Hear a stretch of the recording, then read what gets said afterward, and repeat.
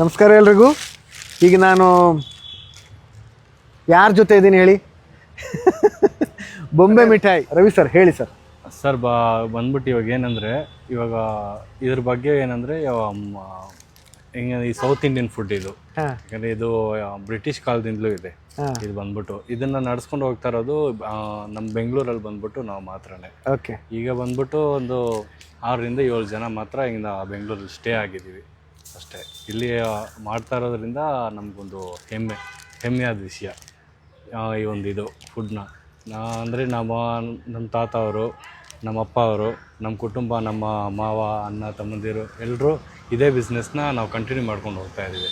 ಅಂದರೆ ಈ ಜನ್ರೇಷನಲ್ಲಿ ಈಗ ಬಂದ್ಬಿಟ್ಟು ಸ್ವಲ್ಪ ಕಡಿಮೆ ಆಗ್ತಾ ಹೋಗ್ತಾ ಇದೆ. ಯಾಕಂದರೆ ಇವಾಗ ಬಂದ್ಬಿಟ್ಟು ಏಜ್ಡ್ ಪರ್ಸನ್ ಅಂದರೆ ನಮ್ಮ ತಂದೆಯವರು, ಅವ್ರಿಗೊಂದು ಇವಾಗ ಒಂದು 50 ವರ್ಷ ಇದೆ ಅಂದರೆ ಅವ್ರಿಗೊಂದು 40 ವರ್ಷ ಎಕ್ಸ್ಪೀರಿಯೆನ್ಸ್ ಇದೆ. ಅದರಿಂದ ಏಜ್ಡ್ ಪರ್ಸನ್ ಎಲ್ಲ ಕಮ್ಮಿ ಆಗ್ತಾ ಬರ್ತಾ ಇದ್ದಾರೆ. ಅದರಿಂದ ಇದ್ರ ಬಗ್ಗೆ ಇರೋದು ಏನು ಹೇಳ್ತಾರೆ ಸರ್, ಇವತ್ತು ವ್ಯಾಲ್ಯೂಯೇಬಲ್ ಫುಡ್ ಆಗಿಂತ ಇದೆ. Okay okay. ಒಂದು ಹೈಜಿನಿಕ್ ಆಗಿ ಆಗಲಿ, ಒಂದು ಏನು ಹೇಳೋದು, ವಿತೌಟ್ ಕೆಮಿಕಲ್ ಫುಡ್ಡು ಇದೇನೆ. ಬರೀ ಸಕ್ಕರೆಯಿಂದ ಮಾತ್ರನೇ ಇದನ್ನು ತಯಾರಿಸೋದು, ಯಾವುದೇ ಥರ ಇಲ್ಲ. ನಾವೇ ತಯಾರಿಸಿ ನಾವೇ ಮಾರ್ತಾ ಇದೀವಿ ಸರ್. ನಿಮ್ಮ ಫ್ಯಾಮಿಲಿ ಬಿಟ್ಟರೆ ಬೇರೆ ಯಾರಿಗೂ ಬರಲ್ವಾ?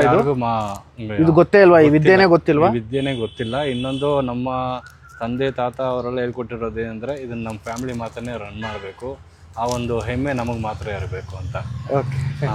ಈ ಥರದ ಒಂದು ಅಮೂಲ್ಯವಾದಂಥ ವಿದ್ಯೆಗೆ, ಕಲಾವಿದರುಗಳಿಗೆ ತಮ್ಮ ಹಾರೈಕೆ, ಆಶೀರ್ವಾದ, ಪ್ರೋತ್ಸಾಹ ಇರಲಿ ಅಂತ ನಾನು ಈ ವಿಡಿಯೋ ಮುಖಾಂತರ ತಮ್ಮಲ್ಲಿ ಕಳಕಳಿಯಿಂದ ಕೇಳ್ಕೊತೀನಿ. ಏನಂದರೆ ಇನ್ನೊಂದು ಬಂದ್ಬಿಟ್ಟು ಸ್ವಲ್ಪ ಸಹಕರಿಸಿದರೆ ಈ ಥರ ಫುಡ್ನ ಒಳ್ಳೆಯದು. ಯಾಕಂದರೆ ಈ ಥರ ಡೈರಿ ಮಿಲ್ಕು ಅದು ಇದು ಅನ್ನೋದಕ್ಕಿಂತಲೂ ಇದು ನಮ್ಮ ಇಂಡಿಯಾ ಒಳ ಒಂದು ಏನಿದೆ, ಸೌತ್ ಇಂಡಿಯಾ ಒಂದು ಫುಡ್ ಅನ್ನೋದರಿಂದ ಸ್ವಲ್ಪ ಸಹಕರಿಸ್ಬೇಕು ಇದನ್ನು. Thank you.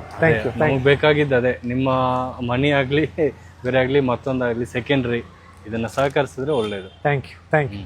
ತಗೊಂಡು ಟೇಸ್ಟ್ ಮಾಡಿ ನೋಡಿ. ಯಾಕಂದರೆ ಈಗಿನ ಜನ್ರೇಷನ್ಗೆ ಇದು ತುಂಬ ಸಿಗೋದು ಕಷ್ಟ. ಸಿಕ್ಕಿದ ಜಾಗದಲ್ಲಿ ಬಿಡಬೇಡಿ. Thank you. ಇದು ನಂಬರು ತಗೊಳ್ಳಿ